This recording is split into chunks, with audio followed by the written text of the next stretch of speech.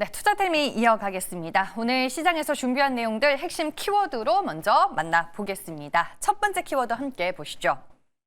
네, 조급하게 서두르다 일을 그친다라는 의미 사자성어 발묘 조장이 있습니다. 제가 이 키워드를 알묘 조장으로 바꿔봤는데 풀어본 내용 잠시 후에 자세히 전해드리도록 하겠습니다. 네, 다음은 왜 살까라고 두 번째 키워드로 제가 준비를 해봤는데 함께 보시죠. 오늘까지 외국인들이 코스피 시장 안에서 무려 5거래일 연속 순매수세를 보이고 있는데 그 안에서 이 종목을 왜 사는지 핵심 포인트들 짚어보겠습니다.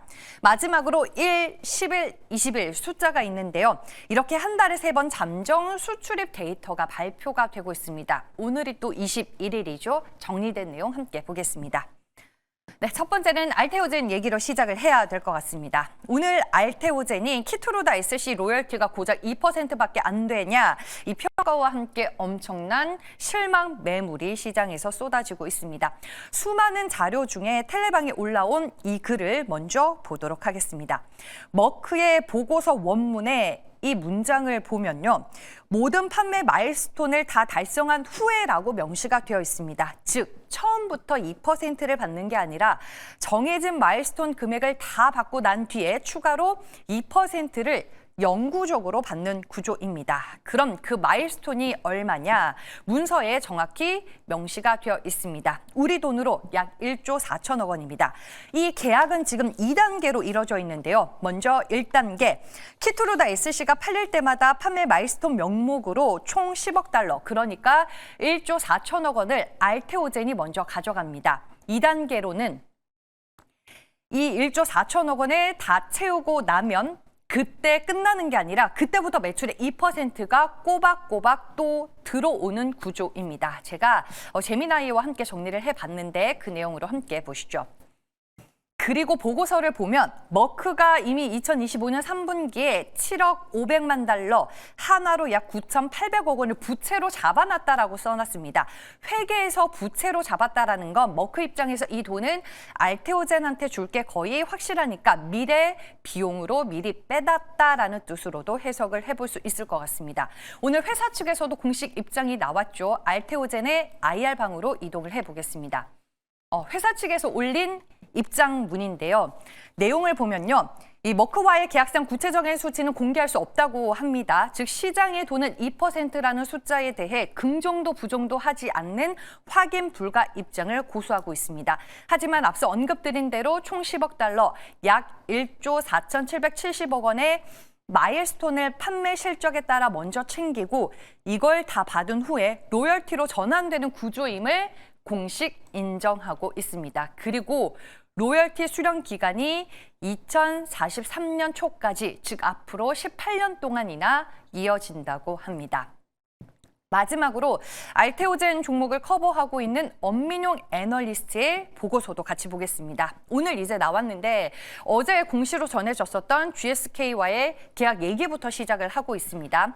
GSK는 원래 경쟁사인 할로자임의 고객사였는데 이번에 할로자임이 아니라 알테오젠을 선택한 겁니다. 엄민용 애널리스트는 이걸 두고 특허 리스크가 완전히 해결이 됐다라고 해석을 했습니다. 그리고 머크의 로열티 2%에 대해서도 보고서에서 사실로 인정을 하고 있었습니다. 일단은 그 내용을 봤었을 때 지금 엄민용 애널리스트가 애초에 머크 쪽의 로열티를 3% 정도로 추정을 했었습니다. 그래서 계산에서 나왔던 밸류가 70만 원대였는데 이번에 이게 2%대로 명시가 되면서 실적이 역시나 줄어들 수밖에 없겠죠. 그러면 계산을 달리해서 밸류에이션이 또 달라지게 되는데 그렇게 해서 나온 알테오젠의 기업 가치가 57만 원이다라고 오늘 목표 주가를 조정한 겁니다. 어쩔 수 없이 이제 실적으로 들어오는 돈이 줄어들기 때문에 목표 주가 수정은 불가피했었던 것 같고요. 지금 머크 이후에 체결되는 계약들에 대해서는 로열티율이 4에서 6% 수준으로 올라갈 수 있고 비독점 계약도 주목할 필요가 있다라고 얘기를 하고 있습니다. 엄민용 애널리스트의 보고서도 제가 한번 같이 정리를 해봤거든요. 같이 보도록 할게요. 일단 쉽게 요약해서 정리를 해드리면 머크한테 키트루다 기술을 줬다고 해서 또 끝나는 게 아닙니다. 이번에 GSK한테 잼퍼리 기술을 또 준 것처럼 같은 타깃이라도 여러 제약사에 동시에 기술을 팔 수 있는 거고요. 보고서에서는 앞으로 이중항체, ADC 등 다른 분야에서도 추가적인 재팟 공시가 계속 터질 것으로 보고 있습니다.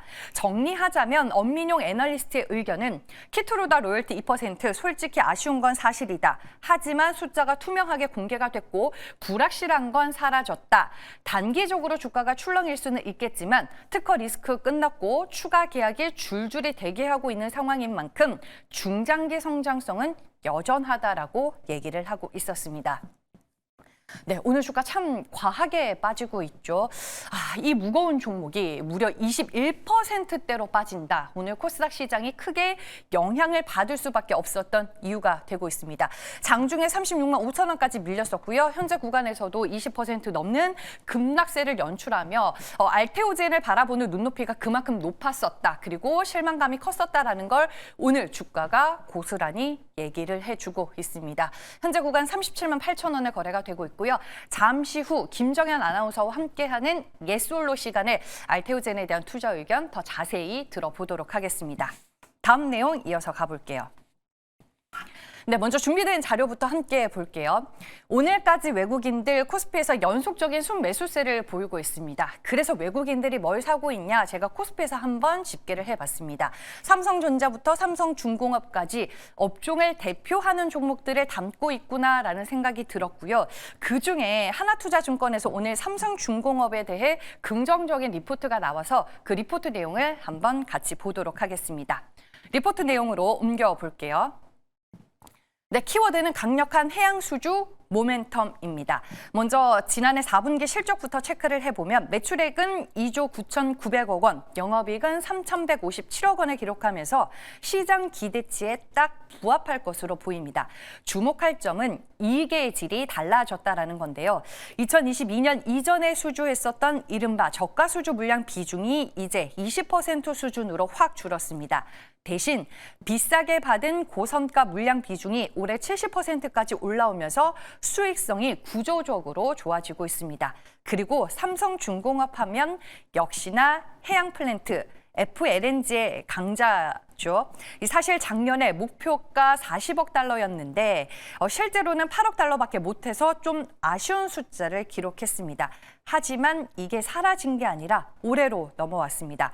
모잠비크랑 델핀 프로젝트가 올해 본계약을 앞두고 있고 여기에 캐나다 프로젝트까지 더해지면서 올해 해양 부문에서만 무려 70억 달러 이상의 수주가 가능할 것으로 전망이 되고 있습니다. 작년의 아쉬움을 한 방에 날려버릴 수주 잭팟이 기대가 되는 구간입니다. 그리고 지금 미국 쪽과도 분위기가 상당히 좋습니다. 미국의 나스코 조선소와 군수 지원함 협력을 논의하고 있고 콘레드 조선소와도 협력 이야기가 나오고 있는데요. 이런 미국발 사업이 구체화되면 국내 경쟁사들 대비 저평가받았었던 밸류에이션 격차도 빠르게 줄어들 것으로 보입니다. 주가 흐름 함께 보시죠. 네, 먼저 최근 1개월치의 주가 흐름을 보면요. 상당히 우상향 추세를 그려왔다라는 걸 볼 수 있습니다. 무려 이틀 전에는 전고점을 넘어서기 직전까지 갔었고요. 오늘 이제 아쉽게도 주가는 3%대 갭상승으로 시작을 했다가 현재는 하락으로 전환이 된 상황입니다. 1%에 가까운 하방 압력을 받고는 있는데 오늘 리포트에서도 살펴봤다시피 고성가 선박 실적으로 잘 찍히고 있고요. FLNG 대규모 수주도 대기를 하고 있습니다. 목표 주가 40만 원으로 오늘 목표 주가를 4만 원으로 하나투자증권에서 상향 조정을 했는데 그 이유에 대해서 여러분들 다시 한번 체크해 보시길 바랍니다. 다음은 테리니 아빠 방으로 가보겠습니다. 네, 1월 20일까지 잠정치 수출 데이터가 발표가 됐습니다. 참고로 수출 데이터는 한 달에 3번, 그러니까 매월 1일, 11일, 21일에 발표가 되고요. 확정 수출 데이터는 매월 15일에 발표가 되고 전월 확정이 발표가 된다는 점 알려드리겠습니다. 의미 있게 볼 만한 수출 데이터 코멘트 확인해 보도록 할게요. 디램과 낸드 수출이 이번 잠정치에도 좋았습니다. 지금 한국의 수출은 반도체만 좋은 상황이라 삼성전자와 SK하이닉스 시장에서 계속 관심 있게 봐야 한다라고 얘기를 하고 있고요. 그 밑에 단으로 가보면 MLCC 관련 수출 데이터 괜찮고 판가도 오르고 있습니다. 관련주로는 삼성전기가 대표적입니다. ISC, TSE, 리노공업도 관련 수출과 판매 가격 견조하고요. PCB 기판 수출이 개선되는 중이라고 합니다. 다만 비철 원재료 상승에 대한 걱정이 있는데 판매 가격의 전가가 되고 있습니다. CCL 수출 물량 역시 증가하고 있고 시장에서 기대하는 판가 상승은 아직 나타나고 있지 않다고 합니다. 변압기 수출은 판가가 유지가 되고 있고요. 물량은 조금 더 지켜봐야 한다고 합니다.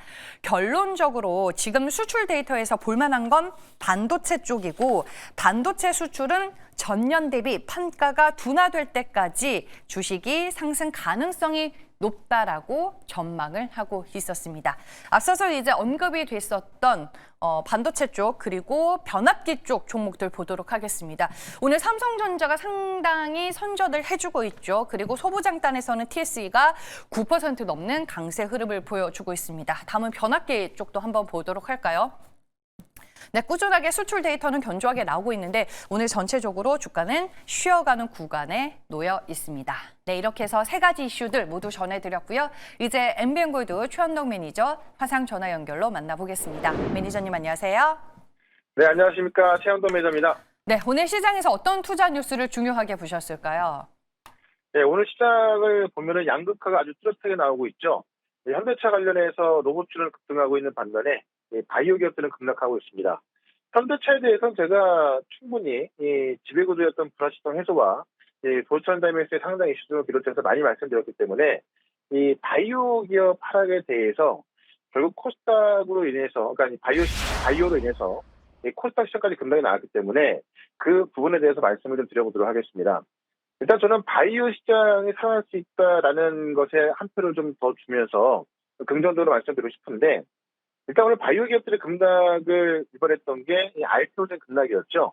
코스닥 시가총액 1위 기업이 급락하면서 다른 바이오까지 급락을 했고, 알테오젠이 왜 빠졌냐면은 어제 같은 경우에도 이제 이 새로운 기술 이전이 처음에 대표에서 이야기했던 금액보다 낮다라고 해서 약간 실망감이 있었는데, 지금 어떻게 보면 핵심 계약인 기술자 SC와 계약에 있어서 로열티가 이제 2%로 확인되면서 시장에서 생각했던 것보다 낮은 수준이 나왔거든요. 그러다 보니까 급락이 나온 겁니다. 다만 제가 말씀드리고 싶은 건 뭐냐면은 사실 이 로열티가 2%대로 나온 것은 좀 실망스럽긴 합니다만은 실제로 그 다음에 나왔던 계약들을 봤을 때 이 알테오젠 같은 경우는 특허 문제가 있어서 머크의 기술 이전 계약 이후에 아스트라제네카, 다이치산큐 이런 기업들과 기술 이전을 하고 나서 크게 올라간 게 없었거든요. 왜냐면 특허 문제에 발목 잡혀 있던 건데 어제 새롭게 기술 이전한 거 보게 되면은 이 GSK와의 기술 이전은요, 이 지금 알테오젠하고 특허 소송을 하고 있는 할로제임의 고객사가 바로 GSK입니다. 그런 GSK가 할로제임을 선택하지 않고 이 알테오젠을 선택했다라는 것은 그 특허 문제에 있어서 거의 90% 이상 해소가 됐다라고 보시면 될 것 같거든요. 그런 관점에 있어서 저는 오히려 이 머크의 로열티는 좀 아쉽지만 특허 문제가 거의 해소 수준이기 때문에 오히려 지금은 싸게 살 수 있는 구간이고요. 특허 문제가 해소 구간으로 간다고 한다면은 사실 2년 정도 본다 하더라도 새로운 기술 이전이 계속 나올 가능성이 있거든요. 네, 그런 관점에 있어서 오히려 추가 상승 그러니까 지금 구간이 제가 볼 때는 아마 26년도 구간에서 가장 싸게 살 수 있는 구간이 아닐까 싶고요. 실제 이것 때문에 다른 바이오도 다 빠졌는데 어제 미국 시장을 보게 되면은 나스닥 급락이 나왔음에도 불구하고 지금 바이오 ETF는 또 상승했거든요. 그러니까 미국의 지금 화이자라든가 일라이릴리, 노보 이런 기업들은 인수합병 계속 나와주고 있고 시장 올라가고 있고 어쨌든 나스닥 급락 속에 바이오로 올라간 건데, 그러면 사실 이 바이오 기업들 같은 경우는 다 개별적인 문제인 거잖아요. 그러면 알테오젠 때문에 다른 기업들이 빠질 이유가 없습니다. 특히나 비만 치료 시장 너무나 좋은 상황이죠. 그러다 보니까는 올해 알테오젠 때문에 빠진 바이오 시장 종목들은 제가 볼 땐 너무나 싸게 살 수 있는 기회인 것이고, 지금 가격대만 좀 매수를 한다면은 제가 볼 때는 아무리 못해도 한 2, 3주 뒤 2월 달만 간다 하더라도 지금보다는 주가가 훨씬 높아 있을 것 같습니다.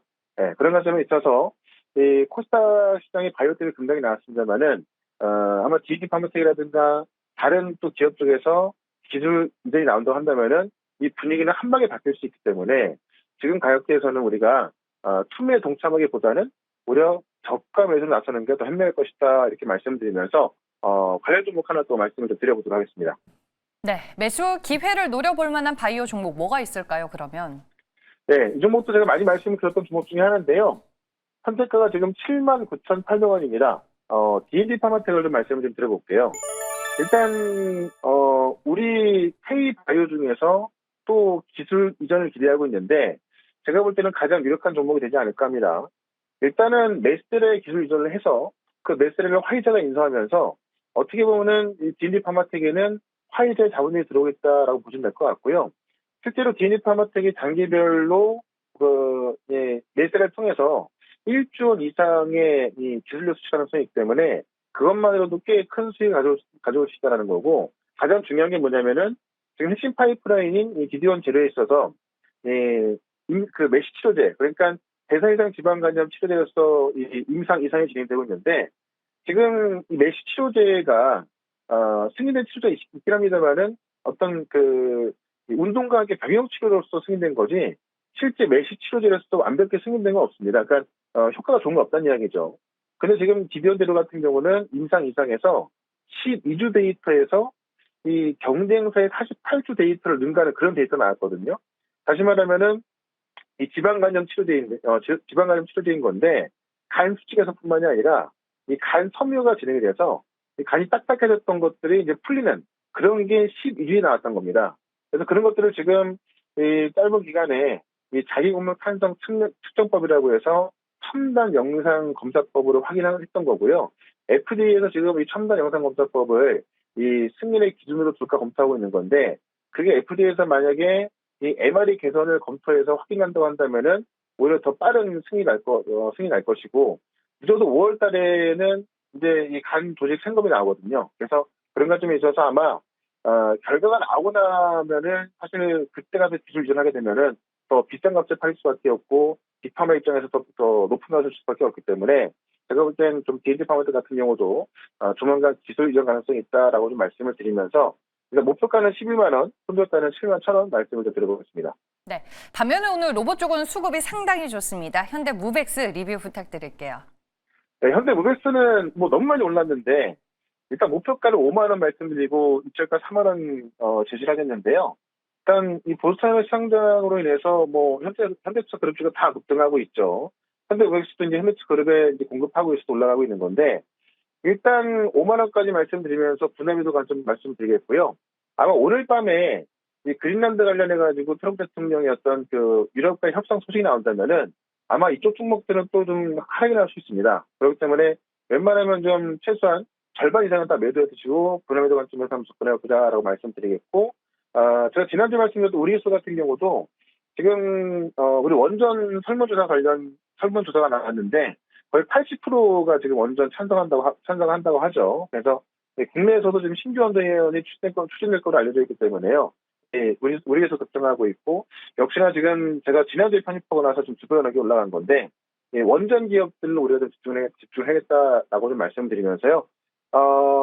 지금 현대차 관련된 말고 사건들이 꽤 많이 있거든요. 그래서 오늘 장 끝나고 있을 무료 방송에서는 이 현대차에 대한 전망을 같이 좀 말씀 좀 드려보고요. 그 다음에 우주항공과 지금 바이오 기업들, 그 다음에 앞으로 급등할 에너지 원전 기업들 한번 설명을 드릴 거니까는 4시 시작하는 무료 방송 유튜브에서 최현대 검색하시고 4시부터 유튜브 실시간 방송 들어오시면 되고요.